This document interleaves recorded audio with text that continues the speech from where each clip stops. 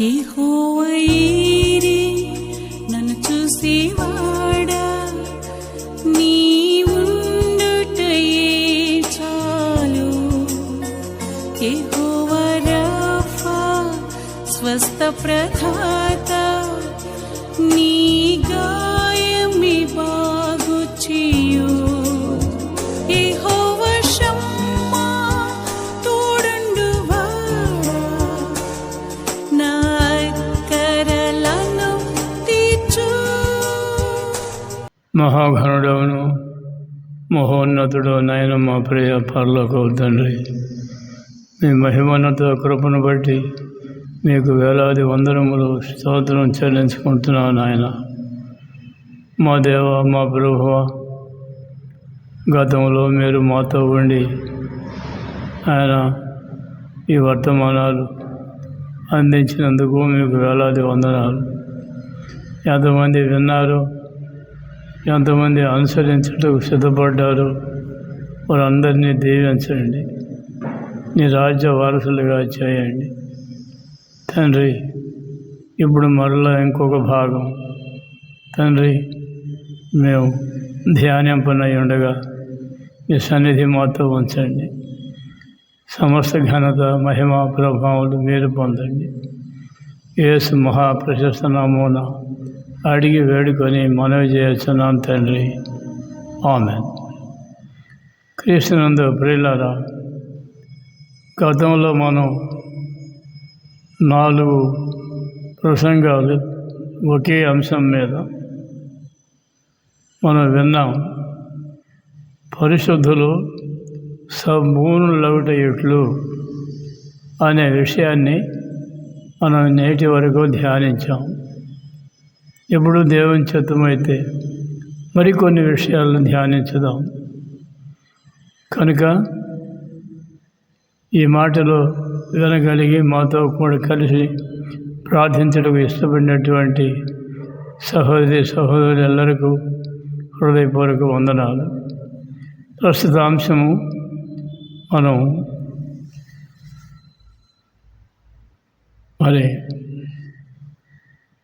పరిశుద్ధులు సంపూర్ణులగుట ఎట్లు అనే విషయం వాక్యానుసారంగానే మనం మాట్లాడుకుంటున్నాం. కారణం ఏంటంటే వాక్యానికి వెలుపల మాట్లాడడం మంచిది కాదు, వాక్యాన్ని తగ్గించి మాట్లాడడం కూడా దేవోచిత్తం కాదు.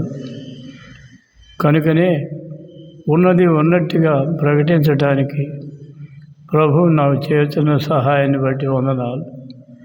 మీరు కూడా ఒకవేళ ఈ ప్రసంగాలు వినడానికి ఎవరికైనా ఇష్టం లేకపోతే, మాకు ఇష్టం లేదు, మేము వినటం లేదు అని ఒక మాట చెప్పండి.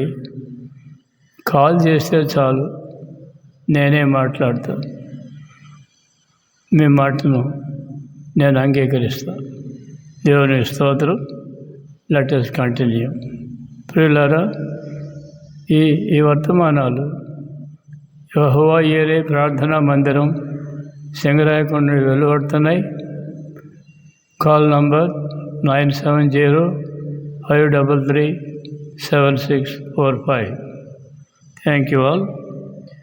ప్రియులారా, గతంలో 4 ప్రసంగాలు మనం ఈ అంశం మీదనే విన్నాం. ఇప్పుడు 5వ ప్రసంగానికి వస్తున్నాం.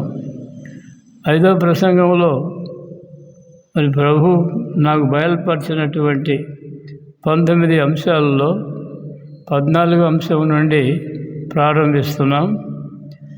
ఇక్కడ ఎఫ్సీ పత్రిక 5వ అధ్యాయం 4వ వచనం ఏం చెప్తుందంటే, కృతజ్ఞతా వచనమే మీరు ఉచ్చరింపవలెను కానీ మీరు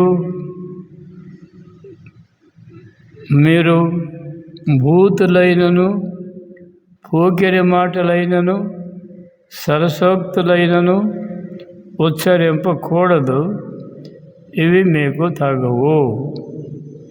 చూడండి ప్రియులారా, దేవుడు మనతో తేటగా పరిశుద్ధులు పరిపూర్ణ పరిశుద్ధతలోనికి వెళ్ళినటువంటి వారు ఎలాగా జీవించాలి, దేవుని మహిమకరంగా ఎలాగా బ్రతకాలి అనే దానికి గైడ్ లైన్స్ దేవుడు మనకు ఇస్తున్నాడు.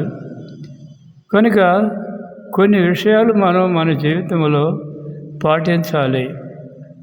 అసలు ఉచ్చరించటానికి కూడా వీలు కానటువంటి, ఉచ్చరింప రానటువంటి విషయాలు మనం ఇక్కడ నేర్చుకుంటున్నాం. ఏంటి? కృతజ్ఞత వచనమే మీరు ఉచ్చరింపవలెను. హల్లెలూయా. కృతజ్ఞత వచనము మనకి దేవుడు చేసిన విషయంలో కానీ, మానవులు చేసిన విషయంలో కానీ ఏ సహాయాలు ఎవరి ద్వారా అందినవో అన్నింటి విషయమై మనం కృతజ్ఞత జీవితం కలిగినటువంటి వారుగానే ఉండాలి. చాలామంది ఈ విషయంలో లోపిస్తున్నారు. మేము దైవ సేవకులమని, లేక మారు మనసు పొందామని అని ఊహిస్తున్నారు. కానీ అనేకుల జీవితంలో ఇది కొదువుగా ఉన్నట్లుగా మనం చూస్తున్నాం. కృతజ్ఞత వచనమే అనగా ప్రభు మనకు చేసిన ఎన్నో మేలులు ఉన్నవి, ప్రభు బిడ్డలు చేసినటువంటి ఎన్నో మేలులు ఉన్నవి. కొన్నిసార్లు లోకస్తులు కూడా మనకు కొంచెం సహాయం చేసి ఉంటారు. ఎవరు ఏం చేసినా సరే వారు మనకు చేసినటువంటి మేలు విషయమై కృతజ్ఞత, ఆ మేలును మరువలేని స్థితిలో మరచిన వారము కాకుండా కృతజ్ఞత మనం తెలియజేయవలసిన అవసరత ఎంతైనా ఉంది.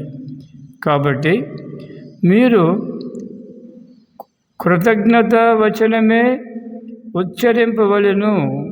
కానీ మీరు భూతులైనను, పోకిరి మాటలైనను, సరసోక్తులైనను ఉచ్చరింపకూడదు. ప్రియులారా, ఇవి మీకు తగవు అని ఖండితంగా చెప్పబడింది. ఇక్కడ బూతులు మాట్లాడకూడదు, పోకిరి మాటలు మాట్లాడకూడదు. అలాగే సరసోక్తులు. మానవ జీవితంలో వరుసలు ఒకటి ఉన్నాయి. స్త్రీలైనా పురుషులైనా ఎక్కువగా బావమర్దలు, వదినలు, అలాగే మరుదులు కానీ బావలు కానీ స్త్రీలతో మాట్లాడేటప్పుడు సరసోక్తులు మాట్లాడుతూ ఉంటారు. అవి నిజంగా మాట్లాడకూడదు. అయితే లోకంలో ఏమనుకుంటున్నారు? మరి స్త్రీల విషయంలో ఆ స్త్రీలకు బావ వరుస కావలసిన వారు, మరుదుల వరుస కావలసిన వారు సరసాలు ఆడుకుంటూ వారి హృదయంలో ఉన్నటువంటి శరీర ఆశల విషయమై ఉప్పొంగిపోతూ ఉంటారు.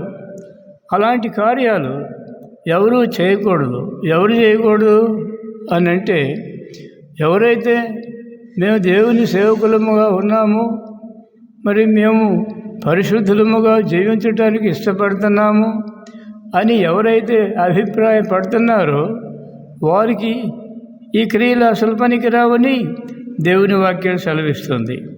సరసోక్తులైనను ఉచ్చరింపకూడదు. ఇవి మీకు తగవు.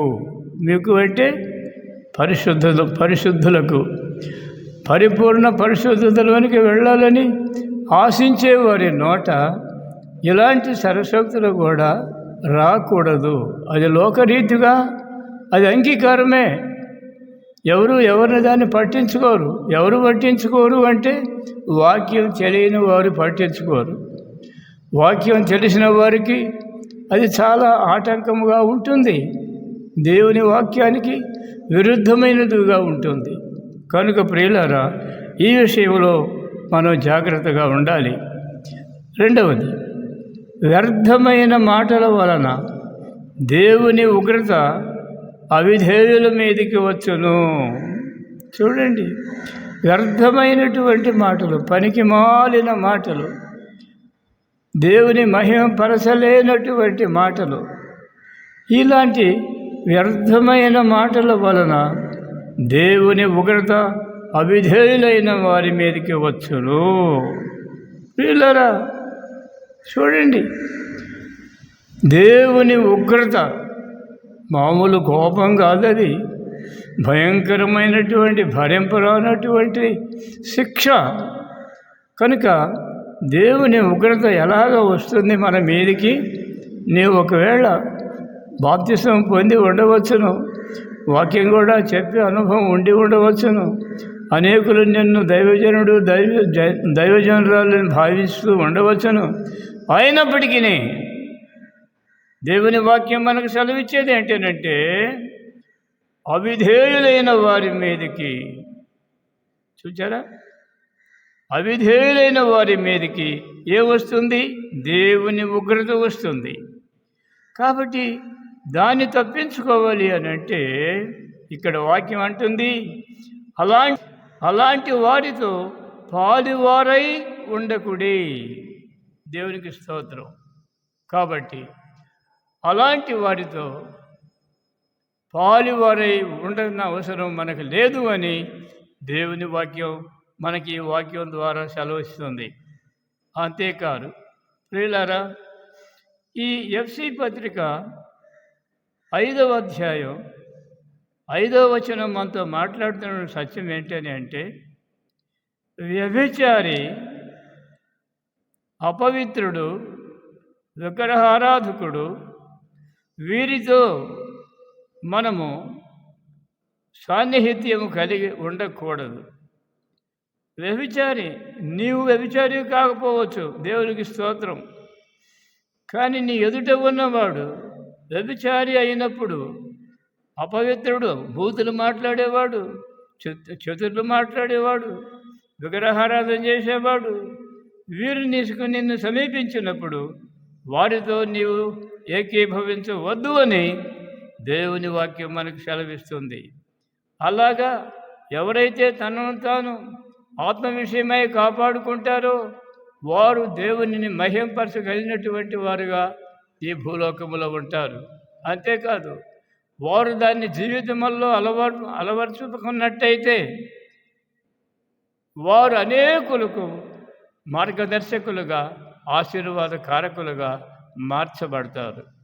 అలా కాకుండా వీరందరితో నీవు సాన్నిహిత్యం కలిగినటువంటి వాడవు, స్నేహం చేసేటటువంటి వాడవు, వారి క్రియలలో పాలువాడు అయినట్టయితే నీవు ఆశీర్వదించబడకపోగా అనేకులకు ఆశీర్వాదమును ఆపేటటువంటి వాడవుగా నీవే ఉంటావు. కారణం, అనేకులు నిన్ను దైవజనుడు దైవజనురాలు అని విశ్వసిస్తున్నారు కనుక. ఎవరైతే నిన్ను విశ్వసిస్తున్నారో నీ మార్గంలో వాడు వెళ్ళాలని ఆలోచన చేస్తున్నారు కనుక అటు వారందరినీ నరకానికి తప్పించేటటువంటి ప్రమాదం నీ మీదనే ఉంది. కనుక ఈ వాక్యం వింటున్న సహోదరి సహోదరుడా, నువ్వెవరైనా కావచ్చును, ఇలాంటి జీవితము నీ సమీపంలోనూ కూడా రాకుండా చూసుకోవలసినటువంటి అవసరత ఎంతో ఉన్నది అనేటువంటి విషయాన్ని జ్ఞాపకం చేసుకోవలసిందిగా దేవుని సేవకునిగా నేను నీతో మాట్లాడుతున్నాను. ఇంకొకటి ఏంటంటే, ఎఫ్సి పత్రిక 5వ అధ్యాయం 18వ వచనం మనతో చెప్పేట మాట ఏంటంటే, మద్యముతో మత్తులై ఉండకుడి, దానిలో దుర్వ్యాపారము కలదు. మద్యముతో మత్తులై ఉండకుడి. మద్యము అంటే నాకు తెలిసినంత వరకు సారాయి. దానికి తోడుగా ఏమేమి ఉన్నాయో నాకు తెలియదు. అయితే ఈ మత్తు కలిగించేటటువంటివి, ఈ మద్యముతో మత్తులై ఉండకుడి, దానిలో దుర్వ్యాపారము కలదు. ప్రియులారా,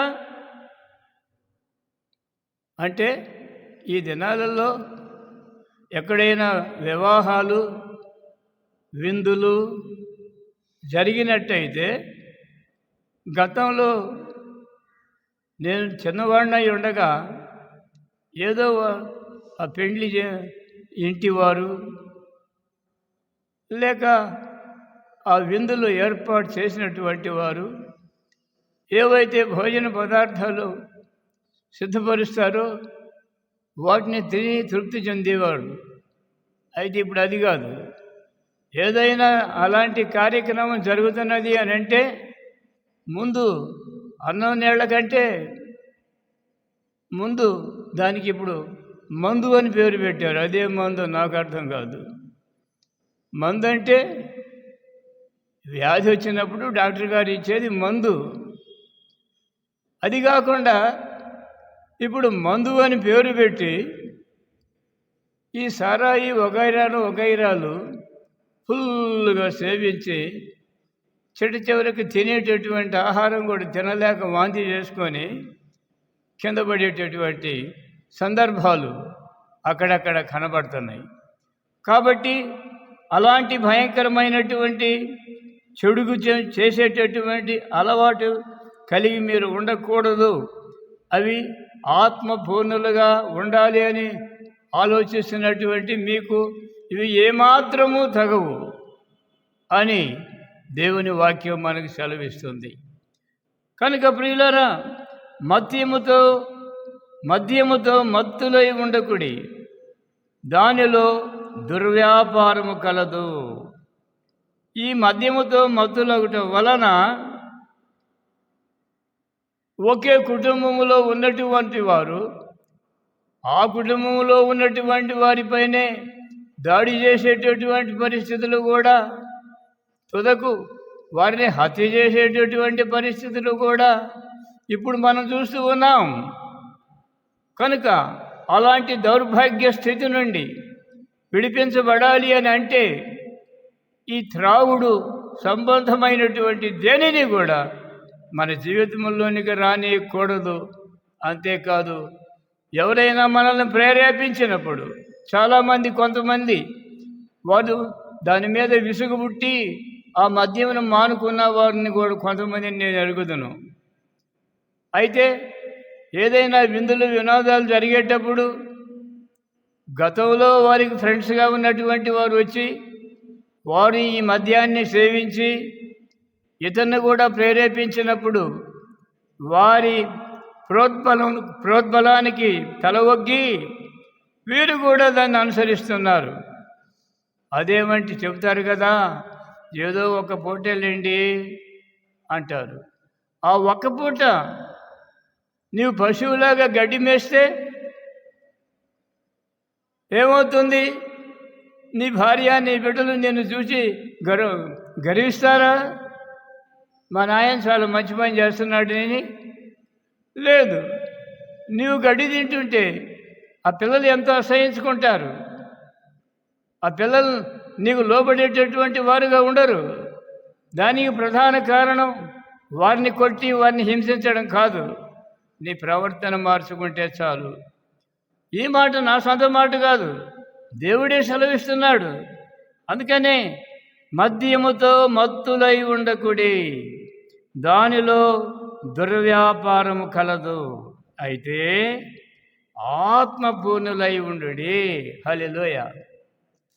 దాన్ని మానుకున్న తర్వాత నీవు దేవుని వాక్యానికి లోబట్టు నేర్చుకున్నట్లయితే, అయ్యో నేను బ్యాప్టిజం పొందానే, నేను దేవుని బిడ్డగా ఉండాలని నిర్ణయించుకున్నానే, ఈ నిర్ణయం చొప్పున దేవుని వాక్యానుసారం నేను జీవించి నా ఇంటి వారికే కాకుండా నా పొరుగు వారికే కాకుండా అనేకులకు నేను మాదిరికర జీవితం జీవించాలి అనేటటువంటి ఒక కృత నిశ్చయంతో నీవు జీవించినట్లయితే అనేక ఆత్మలకు నీవు ఆదర్శవంతుడిగా ఉంటావు.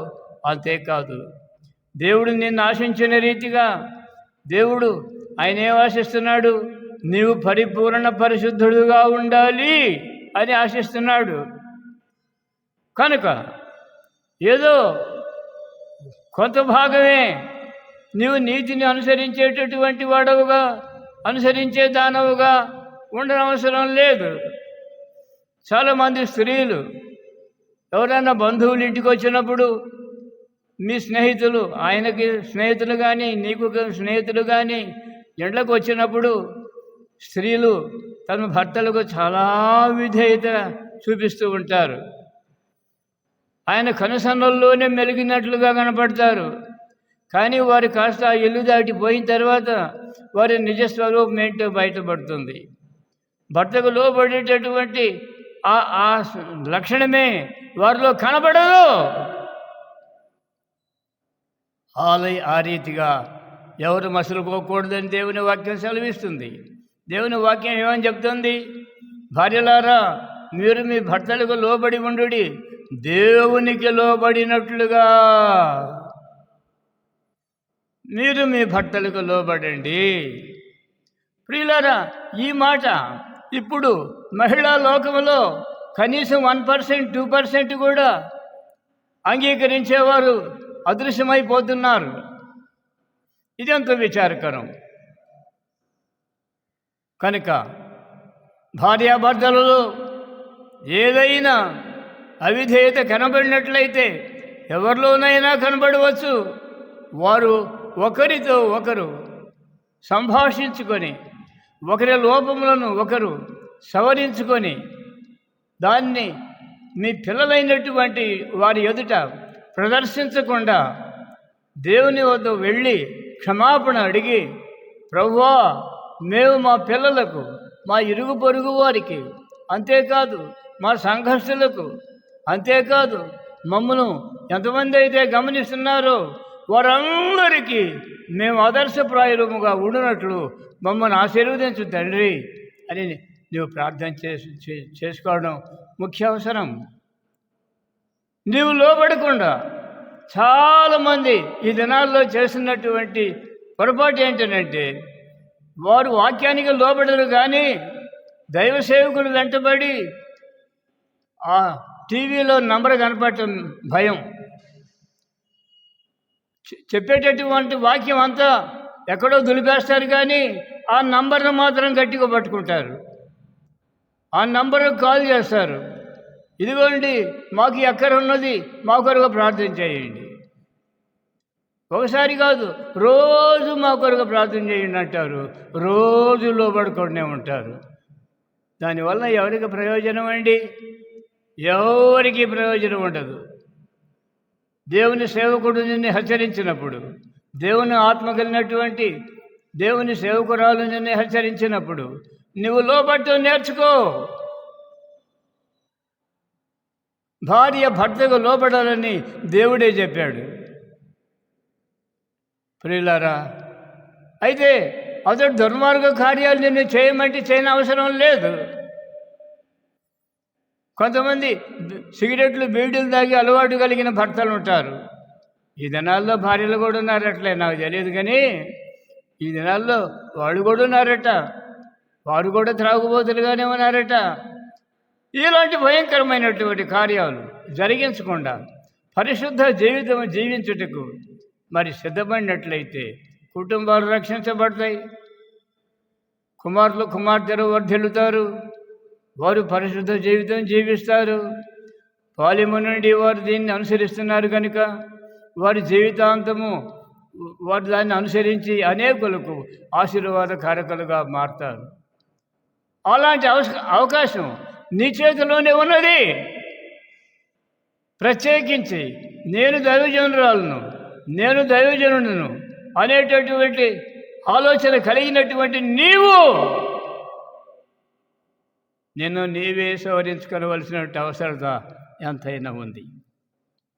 ప్రియులారా, అంతేకాదు ఇంకొక విషయం ఏంటంటే, ఎఫెసీ పత్రిక 5వ అధ్యాయం 20వ వచనం, మన ప్రభు అయిన యేసుక్రీస్తు పేరట దేవునికి ఎల్లప్పుడూ కృతజ్ఞతాస్తుతులు చెల్లించుడి. హల్లెలూయా, దేవునికి స్తోత్రం. చూడండి, మన ప్రభు అయిన యేసుక్రీస్తు పేరట దేవునికి ఎల్లప్పుడూ కృతజ్ఞతాస్తుతులు చెల్లించుడి. Praise the lord. దేవుడు మనకు చేసిన ప్రతి మేలు విషయమై ఆయనను స్తుతించవలసినటువంటి అవసరం మనకున్నది. చాలామంది దేవుడు ఏదన్నా మేలు చేసినప్పుడు దేవుడు మాకు మేలు చేశాను అంటారు, అంతే, క్లోజ్. ఇక మరలా దాన్ని ఆలోచన కూడా చేయరు. అది కాదు ఇక్కడ. నీవు పరిపూర్ణ విశ్వాసం, పరిపూర్ణ పరిశుద్ధత కలిగినటువంటి వ్యక్తి అయితే దేవుడు చేసిన ప్రతి మేలు విషయమై నీవు కృతజ్ఞత కలిగి ఉండాలి. కృతజ్ఞత ఆస్తులు చెల్లించడం నేర్చుకోవాలి. అప్పుడే నీ జీవితం అనేకులకు ఆదర్శవంతంగా ఉంటుంది అనే విషయాన్ని ఇప్పుడైనా ఒకవేళ చెవియొగ్గి ఎంతమంది ఆలకిస్తున్నారో వారందరికీ నేను మనవి చేస్తున్నాను దేవుని సేవకునిగా. అంతేకాదు మీకు ఇంకొక మనవి కూడా చేస్తున్నాను. నాలో మీరు ఏవైనా అవిధేయత మీ కంటికి కనపడినట్టయితే ఆ విషయం కూడా నాకు తేటగా చెప్పండి. నేను సర్దుకోవటానికి సిద్ధంగానే ఉన్నాను. ప్రియులారా, నేను అనుసరించి మీకు చెప్తే కానీ అక్కడ సరైనటువంటి ఫలితం రాదు. నేను అనుసరించకుండా మీకు బోధించినట్టయితే ఆ బోధ కేవలం వ్యర్థమే. అది బూడిదలో పోసిన పన్నీరు అవుతుంది. కనుక ప్రియులారా, నేను మీలో ఒకనిగా నన్ను నేను ఎంచుకుంటూ మిమ్మల్ని రిక్వెస్ట్ చేస్తున్నాను దేవుని సన్నిధిలో. నా లోపాలు మీలో ఎవరైనా కనిపెట్టగలిగినట్టయితే, ఇదిగో మీలో ఈ లోపం ఉన్నది, మమ్మను క్షమించండి, మేము మీకు బాహాటంగా మీ ముఖాన్ని మేము మాట్లాడుతున్నాం అని చెప్తే మీకు నేను చేతులెత్తి నమస్కారం చేస్తాను. నా లోపాన్ని నేను సర్దుకుంటాను. ప్రియులారా, దేవునికి స్తోత్రం. ఇక్కడ చివరి అంశంలోనికి వచ్చాం. ఏంటి? ఇక్కడ ఎఫ్సీ పత్రిక 5వ అధ్యాయం 21వ వచనం మనం మాట్లాడుతుంది. క్రీస్తునందు భయముతో ఒకనికొకడు లోబడి ఉండడి. హల్లెలూయా. క్రీస్తునందలి భయముతో. ఎవరికి భయము? నిన్ను చంపటానికి వచ్చేవాడికి భయపడిన అవసరం లేదు. ఒక రోజు నేను చంపేస్తాడు అనుకుందాం, లేదా నన్నే చంపేస్తాడు అనుకుందాం. ఇంకెంత ఎన్నాళ్ళు చేయగలడు ఆ పని? 1 గంట చేస్తాడు, లేదు రోజంతా చేస్తాడు. తర్వాత చేయగలడా? ఏం లేదు. అప్పుడు క్రీస్తు మనల కొరకు ఎలాగైతే సిలువ భరించాడో ఆ రీతిగానే ఆ కొద్ది కాలము నీవు నేను క్రీస్తు నామం పేరిట శ్రమను భరించగలిగినట్లయితే ఆ తరువాత పరిపూర్ణ విజయము దేవుని నామం పేరిట మన వలన కలుగుతుంది అనే విషయం నేను మీకు జ్ఞాపకం చేస్తున్నాను. కనుక ప్రియ సహోదరులారా, ఈ వాక్యాలు మనం గతం నుండి సుమారు పోయిన నెల మళ్ళీలో నుండి మనం ఇప్పటికీ 5 ప్రసంగాలు విన్నాం. ఈ 5 ప్రసంగాల్లో దేవుడు నాకు బయలుపరిచినటువంటి అంశాలు 19 ముఖ్యమైనటువంటి విషయాలని మనం చర్చించుకున్నాం. వీటి కారణం ఏంటి అని అంటే, పరిపూర్ణ పరిశుద్ధులముగా మనం మార్చబడాలి అని ఆ దేవాది దేవుడు మన యందు ఆశకొని ఉన్నాడు. కనుక ప్రతి విషయములో కృతజ్ఞతాస్తుతులు చెల్లించండి. హల్లెలూయా. మరి నా ఆత్మబిడ్డ మోషే అని ఒక ప్రొఫెసర్ ఉన్నాడు. ఆయన హైదరాబాద్లో ఉంటాడు. నేను ఒకసారి ఆయనకు ఫోన్ చేసి, అయ్యా నా హెల్త్ కోసం ప్రార్థన చేయండి, సరైనటువంటి హెల్త్ నాకు కావాలా అని చెప్పి నేను అడిగితే ఆ అబ్బాయి అన్నాడు, ప్రభువా ఇదిగో మా అంకుల్ గారిని ఈ హెల్త్ సరిగా లేనటువంటి కండిషన్లోకి తెచ్చారు, అందుకని మీకు వందనాలు అన్నాడు. హల్లెలూయా. దేవునికి స్తోత్రం. నీవు క్షేమముగా ఉన్నప్పుడు దేవుని స్తుతించినటువంటి నీకేదైనా శ్రమ వచ్చినప్పుడు ఆ శ్రమ కొరకు కూడా దేవుని స్తుతించాలి అనేటువంటి విషయాన్ని ఈ సందర్భంలో నేను మీకు జ్ఞాపకం చేస్తున్నాను. కనుక ప్రియులారా, మన కుటుంబానికి మనకు వ్యక్తిగతంగా కానీ కుటుంబపరంగా కానీ సంఘపరంగా కానీ జరిగినటువంటి ప్రతి అంశములో కూడా దేవుని స్తుతించడం మనం నేర్చుకున్నట్లయితే నిన్ను శోధించబోయేటటువంటి సాతానుడు వాడు నీ నుండి పారిపోతాడు. జయము దేవునికి వస్తుంది. ఇలాంటి జీవితం ప్రభు మనకు అనుగ్రహించి ఆయన మహిమ కొరకు జీవింపజేయునుగాక. ఆమేన్. తండ్రి అయిన దేవుని ప్రేమ, కుమారుడైన క్రీస్తు ప్రభు కృప, పరిశుద్ధాత్ముని అన్యోన్య సహవాసము కూడియను మనకును సర్వలోక పరిశుద్ధులకును సదాకాలము తోడై ఉండునుగాక. ఆమేన్. సమాప్తం. దేవునికి స్తోత్రం.